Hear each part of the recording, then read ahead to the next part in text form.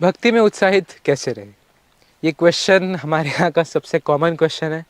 हर lecture के and में कोई ना कोई क्वेश्चन ज़रूर पूछता है और क्वेश्चन अच्छा भी है, लेकिन अच्छा होने के साथ साथ थोड़ा अजीब सा भी है। क्योंकि क्या हम खाना खाने के लिए कोई पूछते हैं कि उत्साहित कैसे रहें खाना खाने के लिए, या सोने के लिए उत्साहित कैसे रहें बोर हो गए सो के? ये क्वेश्चन हम नहीं पूछते, क्योंकि खाना सोना हमें अच्छा लगता है। हम खाना सोना खाने के लिए और सोने के लिए तो हम हमेशा रेडी रहते हैं। तो इसका मतलब है कि कहीं ना कहीं भक्ति करने की इच्छा हम में बहुत कम है, या शायद हो सकता है न भी हो। क्योंकि इच्छा होगी तो अपने आप वो चीज़ करने का उत्साह आता है। तो इच्छा को डेवलप करना है, हमें रूट पे काम करना है। अगर इच्छा होगी, इच्छा प्रगाढ़ होगी, तो अपने आप किसी चीज़ को करने का उत्साह आ जाता है।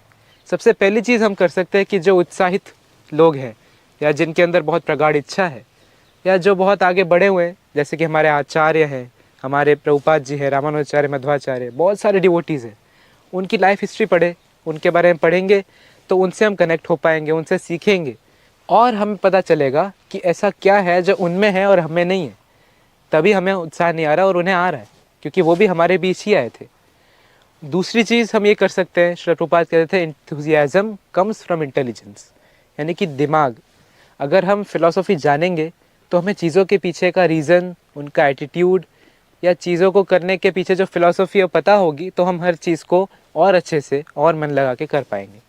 क्योंकि खाना खाने के लिए हमें पता है कि टेस्ट आ रहा है और पेट भी भर रहा है, इसलिए हमारा इंटरेस्ट होता है।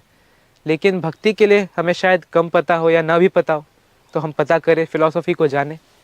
और तीसरी चीज़ कि जो उत्साहित भक्त है या जिनकी इच्छा प्रगाढ़ है, उनका हम संग करें, क्योंकि जैसा संग होता है वैसा ही रंग हो जाता है। तो अगर ये तीन चीज़ें हम करेंगे तो हमारी जो भक्ति करने की इच्छा है वो थोड़ी इंक्रीज़ होगी, वो डेवलप होगी। और भक्ति करने की इच्छा अगर जागृत होगी तो अपने आप हम उत्साहित रह पाएंगे, वैसे रह पाएंगे जैसे हम पहले दिन थे। हरे कृष्णा।